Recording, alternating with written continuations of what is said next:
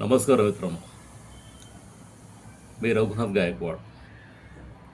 आझाद समाज पार्टीचा पश्चिम महाराष्ट्राचा एक महासचिव, भारतीय दलित पॅंथर नेते अंबादास शिंदे सरांच्या दलित पॅंथरचा महाराष्ट्राचा उपाध्यक्ष. मित्रांनो, आपल्या महाराष्ट्रामध्ये आपण लहानपणापासून एक प्रबोधनात्मक असं एक विधान ऐकत आलो की महाराष्ट्र ही संतांची भूमी. महाराष्ट्र हा फुले शाहू आंबेडकरांचा महाराष्ट्र. महाराष्ट्र हा लोकशाहीवादी महाराष्ट्र. महाराष्ट्र इथल्या संविधानावर श्रद्धा व्यक्त करणारा महाराष्ट्र.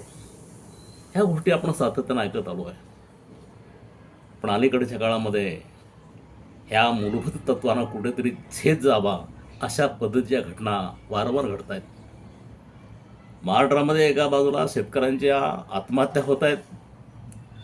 महाराष्ट्रामध्ये अनेक अल्पवयीन मुलांचे आणि महिलांचे शोषण होतं आहे आणि त्यांना या महाराष्ट्रातून पळवलं जातं आहे. ह्या गोष्टी अतिशय गांभीर्यानं या महाराष्ट्रामध्ये घडत आहेत. दलितांवर अत्याचार होत आहेत. शेतकऱ्यांच्या कर्जाला माफी नाही आहे. विद्यार्थ्यांना शिष्यवृत्ती नाही आहेत. महागाई प्रचंड वाढलेली आहे. सध्या युद्धजन्य परिस्थितीमुळे आपल्या मूलभूत गरजांच्या किमती भयानक वाढलेल्या आहेत. आणि याच वेळेला अमेरिकेतील एप्स्टीन फाईलची चर्चा सुरू झाली. त्यामुळं अनेक राजकीय पक्षाच्या वतीनं म्हणा किंवा नेत्याच्या वतीनं आपल्या देशाचे प्रधानमंत्री आदरणीय मोदी साहेब याच्यावर टीका सुरू झाली. आणि हे घडत असताना या महाराष्ट्रामध्ये एक नवीन असं एक मॅटर उदयास आलं की खरात फाईल्स. मित्रांनो, अनादिकालापासून महाराष्ट्रामध्ये या बोवाबाजीने सुळसुळाट माजलेला होता.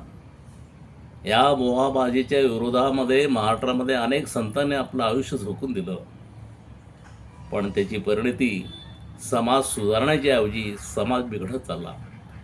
जोपर्यंत समाजामध्ये अंधश्रद्धेला कवटाळणारी माणसं आहेत, बोवाबाजीच्या नादाला लागणारी माणसं आहेत, तोपर्यंत महाराष्ट्रामध्ये अशी बोवाबाजी करणारे थोतांड पाखंडी लोक जन्म घेत राहणार आहेत. व्यक्ती बदलतील, समीकरणं बदलतील, पण त्या वृत्ती दुसऱ्या स्वरूपाने पुन्हा महाराष्ट्रामध्ये येतील आणि समाजाचं, महिलांचं, अल्पवयीन मुलांचं शोषण हे केलं जाते. यावर उपाय एकच आहे की मित्रांनो, उपाय म्हणण्यापेक्षा माझा एक विचार आहे या संदर्भातला. कायदा आपलं काम करेल, पोलीस आपलं काम करतील, गुन्हेगाराला शिक्षा होईल. पण जोपर्यंत मराठी माणूस या अंधश्रद्धेतून बाहेर पडणार नाही, या कर्मकांडातून बाहेर पडणार नाही, या बोवाबाजीच्या नादाला लागणं थांबवणार नाही, तोपर्यंत या घटना घडतच राहणार आहेत.